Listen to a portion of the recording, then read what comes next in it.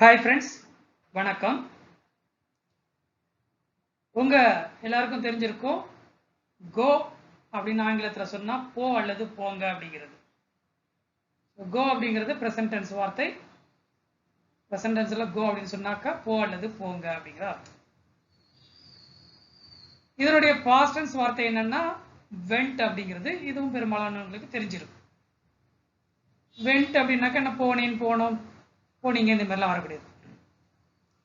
அதாவது இந்த வெண்ட்டுக்கு முன்னாடி ஐ அப்படிங்கிற வார்த்தையை பயன்படுத்தினோம்னா நான் போனேன் அப்படிங்கிற அர்த்தமாகும். ஐ வெண்ட் அப்படின்னா நான் போனேன் அப்படிங்கிற மாதிரி. அதே வந்து வி டபிள்யூஇ ஓகேங்களா, வின்னு சொல்லுவீங்களா, வி வெண்ட் அப்படின்னு சொன்னோம்னாக்கா நாங்கள் போனோம் அல்லது நாம் போனோம் அப்படிங்கிற மாதிரி அர்த்தம். யூ வெண்ட் அப்படின்னாக்கா நீ போனாய் அல்லது நீங்கள் போனீர்கள் என்ற அர்த்தம்.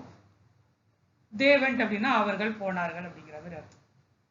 இதே மாதிரி தான் ஹீ ஷீட் எல்லாத்தையுமே பயன்படுத்தக்குள்ள அவன் போனான், அவள் போனாள், அது போனது அப்படிங்கிற மாதிரி அர்த்தத்தில் வரும். சரி, இதோட இந்த வெண்ட்டுக்கு முன்னாடி பயன்படுத்தக்கூடிய வார்த்தைகளை பொறுத்து அது என்ன மாதிரி அர்த்தங்களை கொடுக்குங்கிறத பார்க்கலாம்.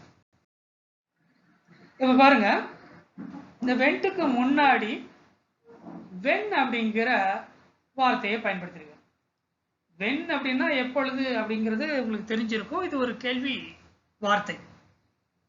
வென்னுங்கிறது ஒரு கேள்வி வார்த்தை. அதே சமயத்துல இது ஒரு கன்ஜங்ஷன் வேர்டு. இரண்டு வாக்கியங்களை இணைக்கக்கூடிய ஒரு கன்ஜங்ஷன் வேர்டுங்கிறது பல பேருக்கு தெரியாம இருக்கலாம். இப்ப வென் வெண்ட் அப்படின்னா என்ன அர்த்தம்னா போன போது என்று அர்த்தம். போன போதுன்னா யார் போன போது? வென் ஐ வெண்ட் அப்படின்னா நான் போன போது. அதே மாதிரி வென் வி வெண்ட் அப்படின்னா நாங்கள் போன போது. வென் யூ வெண்ட்னா நீ போன போது அல்லது நீங்கள் போன போது. வென் தே வெண்ட்னா அவர்கள் போன போது அப்படின்னு சொல்லி அர்த்தமாகும். சரி, இதை வாக்கியத்தில் எப்படி பயன்படுத்துறது அதை பார்க்கலாம் வாங்க. பாத்தீங்கன்னா when I went there he was not there. when I went there he was not there. இதோட அர்த்தம் என்ன? நாங்க போனப்ப அவங்க இல்லை அப்படிங்கிற அர்த்தம். when I went there நாங்க போன போது, he was not there அவங்க இல்லை அப்படிங்கிற அர்த்தம். இது இப்ப அடுத்த வாக்கியத்தை கவனிங்க. when I went there he was sleeping. அப்படின்னு என்ன அர்த்தம்? இங்கே when I went there நாங்க போன போது, he was sleeping அவன் தூங்கிட்டு இருந்தான் அப்படின்னு அர்த்தம். அவன் தூங்கிட்டு இருந்தான் அர்த்தம். இப்ப இந்த ரெண்டு வாக்கியங்களை எடுத்துட்டீங்கன்னா, முதல் வாக்கியத்துல பாத்தீங்கன்னா இரண்டு முடிவடைந்த செயல்கள். அதாவது நான் போன போது அவன் அங்கே இல்லாதது. Okay, he was not there, அவங்க இல்லை அப்படின்னு சொல்லி சொல்றோம். ரெண்டுமே கடந்த காலத்துல நடந்த செயல்கள். அதே இரண்டாவது வாக்கியத்தை எடுத்துக்கோங்க. இதுல கடந்த காலத்துல நடந்த செயல் when I went there நான் அங்க போன போதுங்கிறது. இன்னொரு செயல் என்னது? he was sleeping அப்படிங்கிறது. அப்படின்னு என்ன அர்த்தம்? அவன் தூங்கி கொண்டு இருந்தான் அப்படின்னா கடந்த காலத்தில் நடந்து கொண்டிருந்த செயல். சோ இப்படி இந்த மாதிரி உள்ள இரண்டு வகையான வாக்கியங்களை இணைக்கிறதுக்கு, கடந்த காலத்துல அது பாஸ்ட்ல நடந்த இரண்டு வாக்கியங்களை இணைக்கிறதுக்கு இந்த வென் அப்படிங்கிறத நம்ம பயன்படுத்துறோம். இந்த வென்னை வந்து இப்படித்தான் நம்ம வாக்கியத்தினுடைய ஆரம்பத்தில் பயன்படுத்தணுமா அப்படின்னு கேட்டா, இந்த மாதிரி வாக்கியங்கள்ல வென்னுங்கிறது ஒரு கன்ஜங்ஷன் வேர்டா வருது. ஸோ இந்த மாதிரி கன்ஜங்ஷன்ஸை நீங்க வாக்கியங்களின் ஆரம்பத்தில் பயன்படுத்தலாம், அப்படி இல்லைன்னா நடுவில் கூட பயன்படுத்தலாம். உதாரணத்துக்கு எடுத்தீங்கன்னா இதே சென்டென்ஸை நீங்க திருப்பி போடலாம். எப்படி? he was not there when I went there அப்படின்னு சொல்லி சொல்லலாம். அது மாதிரி கீழே உள்ள இந்த வாக்கியத்தை கூட நீங்க அந்த மாதிரி சொல்லலாம். he was sleeping when I went there அப்படின்னு கூட சொல்லலாம்.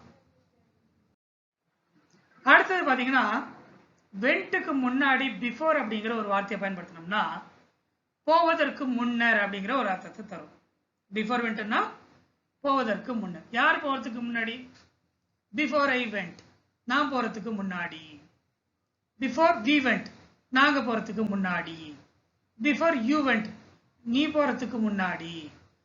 பிஃபோர் தே வெண்ட் அவர்கள் போனதுக்கு முன்னாடி அப்படிங்கிற மாதிரி. சரி, இந்த வாக்கியத்துல எப்படி பயன்படுத்தணும்? இப்ப இந்த வாக்கியங்களை கவனிங்க. Before I went there I came here. Before I went தேர்னா என்ன அர்த்தம்? நான் அங்க போறதுக்கு முன்னாடி. ஐ கேம் ஹியர்னா இங்கே வந்தேன் அப்படிங்கிற அர்த்தம். சரி, இப்ப ரெண்டுத்தையும் சேர்த்து படிங்க. Before I went there I came here. அங்கே செல்வதற்கு முன்னர் நான் இங்கே வந்தேன் அப்படிங்கிறது என்னுடைய அர்த்தம். ஸோ இந்த வாக்கியத்தை நான் ஏற்கனவே சொன்ன மாதிரி நீங்க திருப்பி போடலாம். அதாவது I came here before I went there அப்படின்னு சொல்லலாம். அதனால அர்த்தம் எதுவும் மாறாது. அடுத்த வாக்கியம் எது கவனிங்க. பிஃபோர் இட் ரெயின்ட், அதாவது மழை பெய்வதற்கு முன்னர். பிஃபோர்னா முன்னர் அப்படிங்கிறது தெரியும். பிஃபோர் இட் ரெயின்னா மழை பெய்வதற்கு முன்னர். we were playing, நாங்கள் விளையாடி கொண்டு இருந்தோம். Before it rain we were playing, மழை பெய்வதற்கு முன்னர் நாங்கள் விளையாடி கொண்டு இருந்தோம். சோ இந்த வாக்கியத்தை நீங்க திருப்பி போடலாம். we were playing before it rained அப்படின்னு சொல்லலாம். சோ இந்த மாதிரி வாக்கியங்களை அமைக்கிறதுக்கும் நம்ம பிஃபோர் அப்படிங்கிறத பயன்படுத்தலாம்.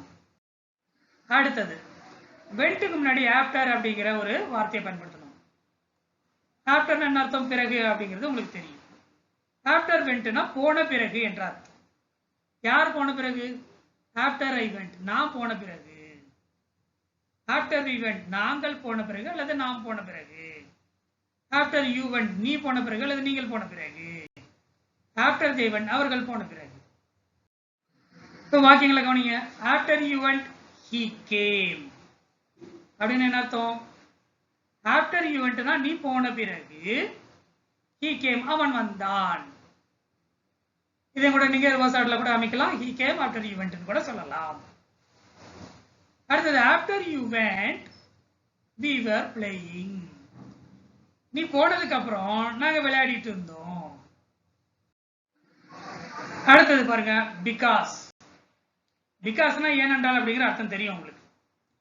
பிகாஸ இந்த வென்ட்டுக்கு முன்னாடி, அதாவது ஒரு வர்புக்கு முன்னாடி பயன்படுத்தக்குள்ள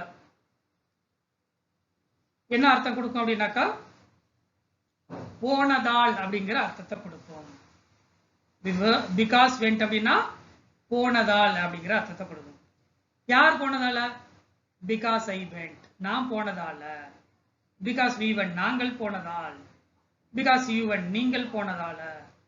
பிகாஸ் தே வென்ட், அவர்கள் போனதால அப்படிங்கிற மாதிரி அர்த்தம். சரி, இப்ப வாக்கியங்களை கவனிங்க. Because I went late I missed the flight. Because I went late அப்படின்னு என்ன அர்த்தம்? நான் லேட்டா போனதுனால ஐ மிஸ்ட் தி ஃபிளைட், நான் ஃபிளைட்டை மிஸ் பண்ணேன் அப்படிங்கிற அர்த்தம். இதை நீங்க ரிவர்ஸ் ஆர்டர்ல கூட அமைக்கலாம். I missed the flight because I went late அப்படின்னு சொல்லிட்டு. அதாவது இதை எப்படியும் படிப்பாங்க எப்படின்னாக்கா, நான் ஃபிளைட்டை மிஸ் பண்ணிட்டேன் ஏன்னா நான் லேட்டா போனேன் அப்படிங்கிற மாதிரி. ஸோ மொத்தத்தில் பார்த்தீங்கன்னாக்கா இந்த ரெண்டு வாக்கியங்கள்லையுமே பார்த்தீங்கன்னா அர்த்தம் அப்படிங்கிறது மாறாது. நான் தாமதமாக போனதுனால ஃபிளைட்டை மிஸ் பண்ணேன் அப்படிங்கிறது தான் இதனுடைய அர்த்தம். அது நான் இங்க பிகாஸை முன்னாடி போட்டாலும் சரி, நடுவில் போட்டாலும் சரி. அடுத்தது பாருங்க, as soon as went. வென்ட்டுக்கு முன்னாடி as soon as அப்படிங்கிற வார்த்தையை பயன்படுத்தணும். இதை பயன்படுத்தினா என்ன அர்த்தம் கொடுக்கும்? போனவுடன் அப்படிங்கிற அர்த்தம். யார் போனவுடன்? as soon as I went, நான் போனவுடன். as soon as we went, நாங்கள் போனவுடன். as soon as you went, நீ போனவுடன் அல்லது நீங்கள் போனவுடன். as soon as they went, அவர்கள் போனவுடன். இப்ப இந்த வாக்கியத்தை கவனிங்க. as soon as I went to house, I called you. as soon as I went to house னா நான் வீட்டுக்கு போன உடனே. I called you, நான் உனக்கு கால் பண்ணேன் அப்படிங்கிற அர்த்தம். சோ இந்த மாதிரி வாக்கியங்கள் அமைக்கிறதுக்கு as soon as அப்படிங்கிறத நீங்க பயன்படுத்தலாம். இந்த வீடியோ உங்களுக்கு பிடிச்சிருந்ததுன்னா மறக்காம லைக் பண்ணுங்க, அதோட சேனலை சப்ஸ்கிரைப் பண்ணுங்க, ஷேர் பண்ணுங்க. நன்றி, வணக்கம்.